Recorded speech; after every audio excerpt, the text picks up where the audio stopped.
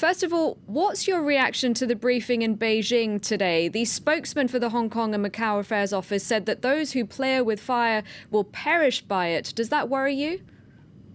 That's most unfortunate and extremely saddening because it seems that Beijing simply refuses to understand Hong Kong, or they just don't want to understand.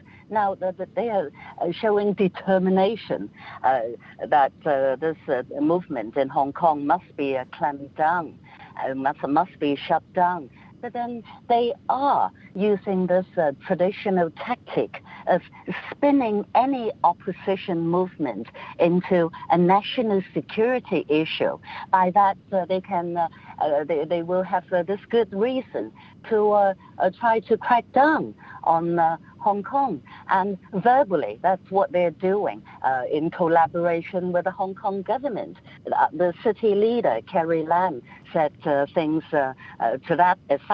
Yes, only yesterday. And now when it comes to dealing with the protesters physically, they are using the Hong Kong police force almost like a proxy for the People's Liberation Army.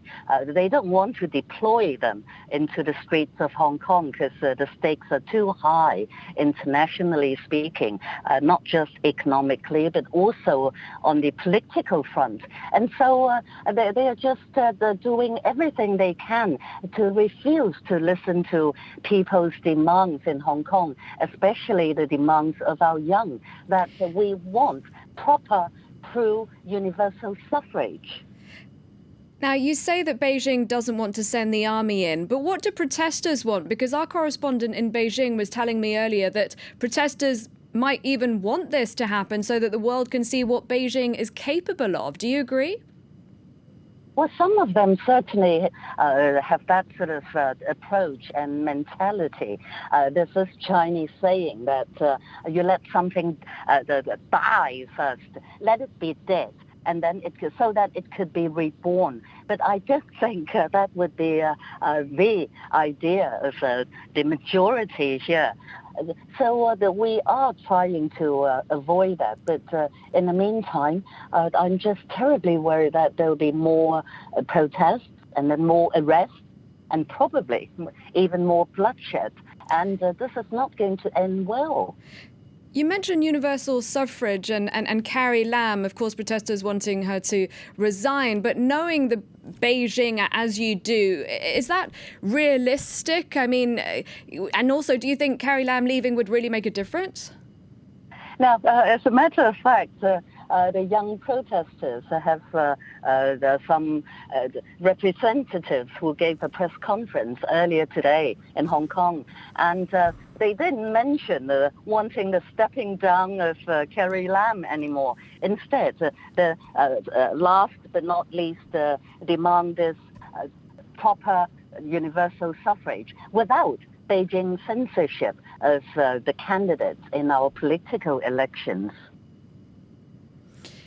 Now, what do you think is going to happen next? Because the protests have become more violent. What is the strategy? The thing about this movement is that it's fairly organic, but then the young are organized using online means like Telegram. I wish Beijing would seriously sit down and calm down and understand what the young are actually asking for, instead of playing Beijing rhetoric on them, calling Hong Kong a subversive base against China, that the movement is all targeted at the Beijing authorities.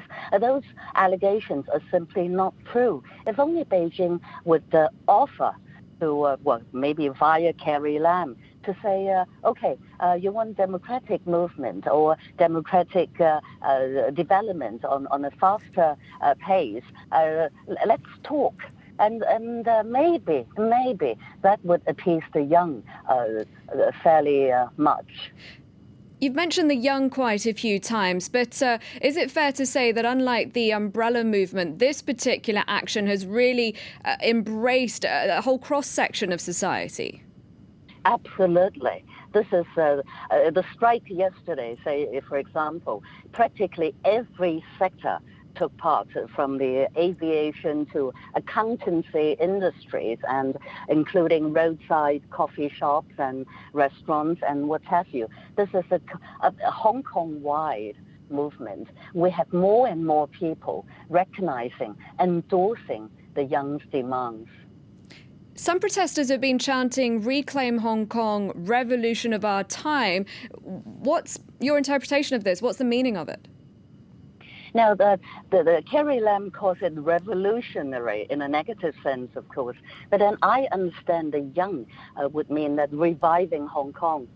What do they mean? They mean, please, can we have genuine, to start with, revive. We go against police brutality. We go against mobsters ruling Hong Kong. And a revolution of the time would mean we want genuine implementation of the promises of giving Hong Kong a high degree of autonomy. Okay, Claudia Mo, thank you very much indeed for your Thank time. you.